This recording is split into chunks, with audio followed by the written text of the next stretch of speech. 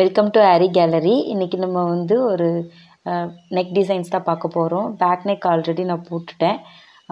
அதை வந்து நான் ஃப்ரண்ட் நெக்கில் உங்களுக்கு போட்டு காட்டுறேன் எப்படி அப்படிங்கிறது.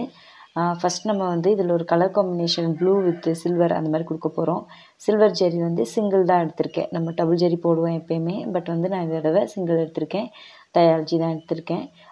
சில்வரில் வேறு பிராண்ட் எனக்கு எதுவும் கிடைச்சதுன்னா கண்டிப்பாக நான் அப்டேட் பண்ணுறேன். சிங்கிள் ஜெரியே போட்டுக்கலாம், பிகாஸ் அது ரொம்ப அதாவது ரொம்ப ஹார்டாக இருக்கும் திருப்புறதுக்கு.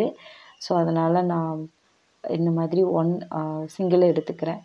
மேக்ஸிமம் நிறைய பேர் கேட்குறாங்க, அதாவது டபுள் ஜெரினா என்ன அப்படின்னு கேட்குறாங்க. பட் ரெண்டு த்ரெட்டாக எடுப்போம் இல்லையா, சேம் வந்து நான் எப்போயுமே வந்து சிங்கிளாக எடுக்க மாட்டேன், டபுள் ஜெரி தான் எப்போயுமே எடுப்பேன்.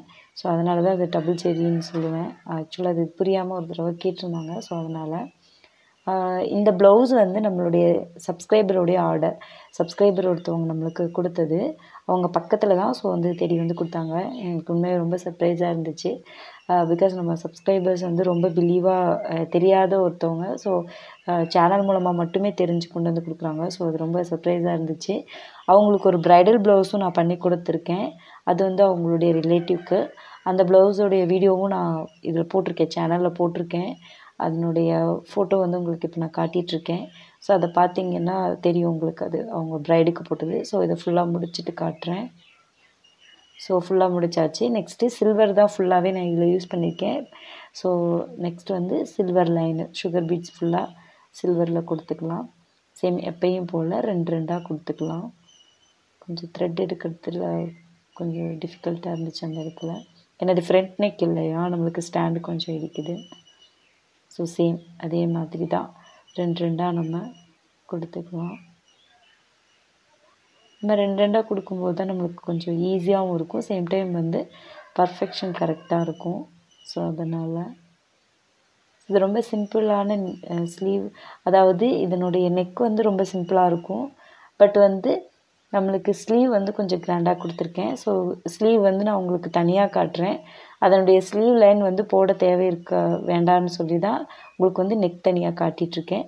ஸோ இதை சுகர் பீட்ஸ் ஃபுல்லாக வச்சு முடிச்சுட்டு காட்டுறேன். ஸோ ஃபுல்லாக வச்சதுக்கப்புறம் பார்த்திங்கன்னா தெரியும் நம்மளுக்கு நீட்டாக வந்திருக்கு. ஸோ நெக்ஸ்ட்டு வந்து சில்வரில் பேஸ் இருக்கிற ஸ்டோன் செயின்ஸ், அதாவது நம்மளுக்கு கோல்டன் பேஸ் தான் இருக்கும், பட் இதில் வந்து சில்வர் பேஸ் இருக்கிற மாதிரி செலக்ட் பண்ணியிருக்கோம். பிகாஸ் நம்ம மேக்ஸிமம் வந்து சில்வர் ஜெரி அப்படின்னாவே சில்வர் பேஸ்டாக வந்து எல்லா மெட்டீரியல் எடுத்துக்கிறது ரொம்ப ரொம்ப நல்லது.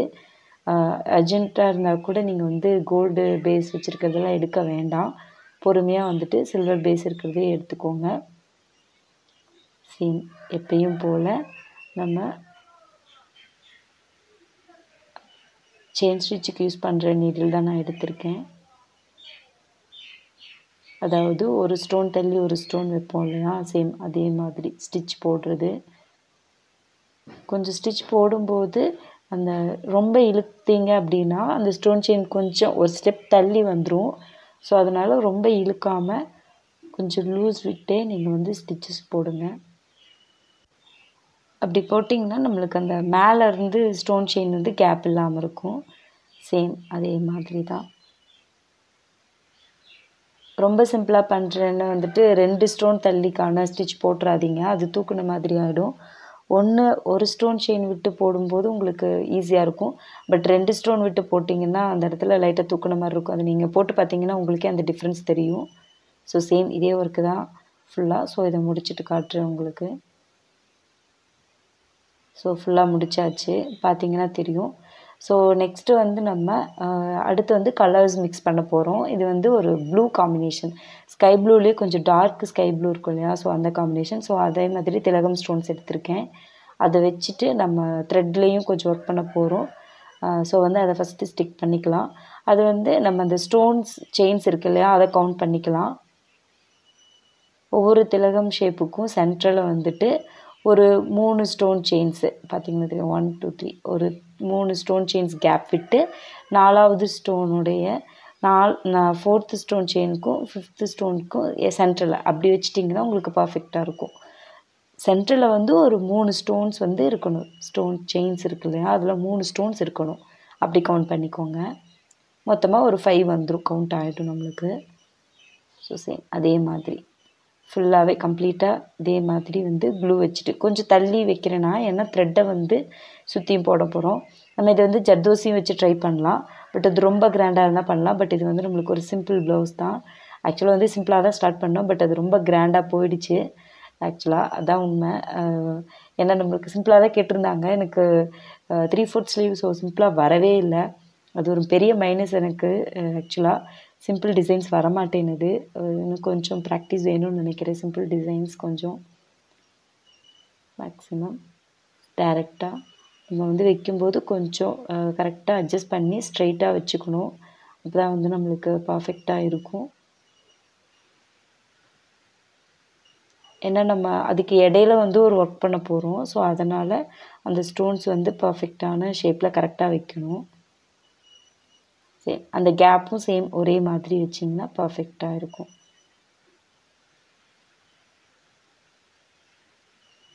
கையில் தான் வந்து அட்ஜஸ்ட் பண்ண முடியும். நம்ம நீடில் அட்ஜஸ்ட் பண்ணலாம். பட் கையிலே வச்சிட்ருக்கேன்.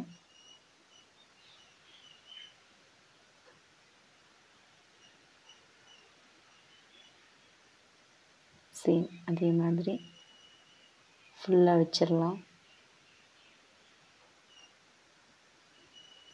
வைக்கும்போது அந்த டைரெக்ஷன்ஸ் வந்து நம்ம அந்த கர்வ்ஸ் வரும்போது தான் அது டிஃபர் ஆகும். ஸோ இதை ஃபுல்லாக வச்சு முடிச்சுட்டு ட்ரை ஆனதுக்கப்புறமா நான் காட்டுறேன்.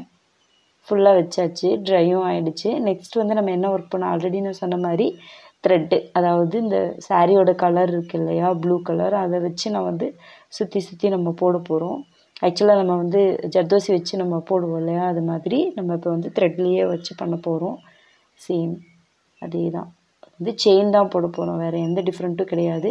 செயின் கொடுக்கும்போது நம்ம வந்து ரொம்ப ஸ்டோனை ஒட்டி கொடுக்க வேண்டாம்.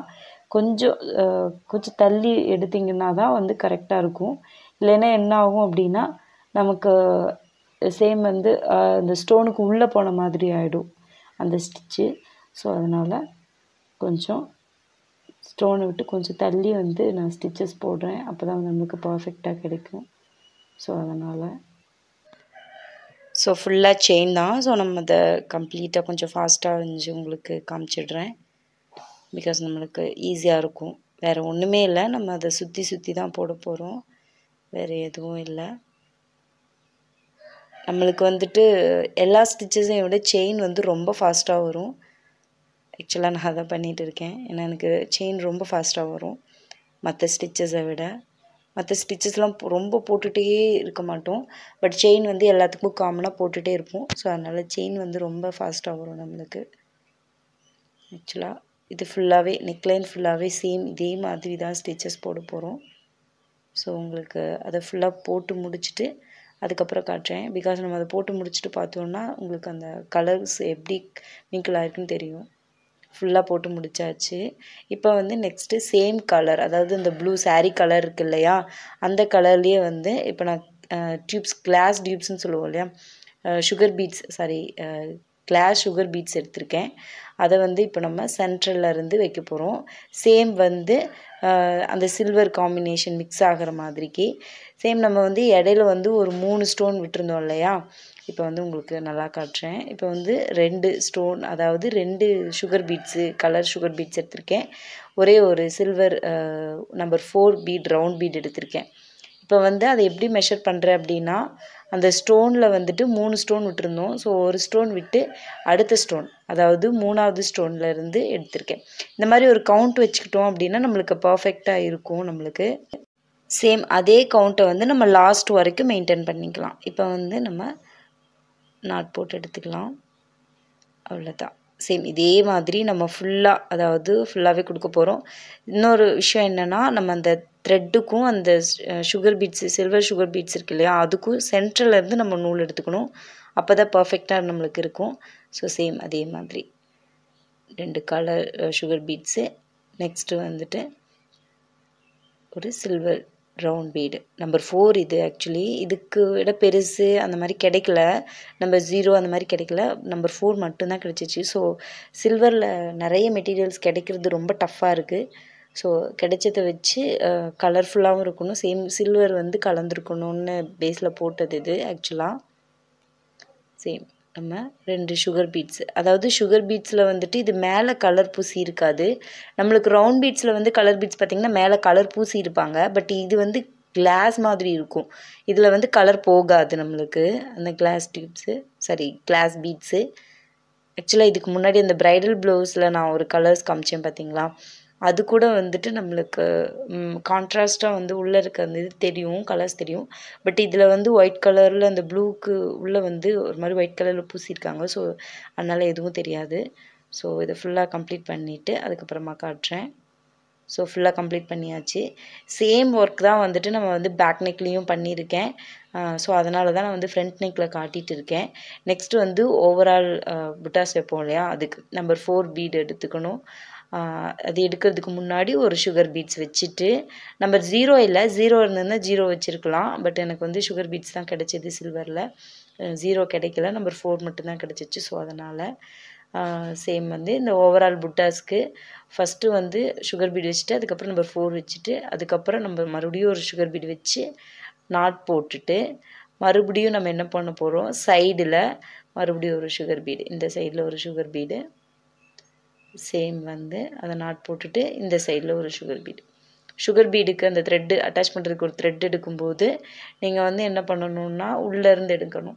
நான் இப்போ வந்து ஒரு சில சுகர் பீட்ஸ் மட்டும்தான் அப்படி வைப்பேன். ஏன்னா கொஞ்சம் பெரிய சைஸில் இருக்கிற மாதிரியான சுகர் பீட்ஸ் மட்டும்தான் வைப்பேன்.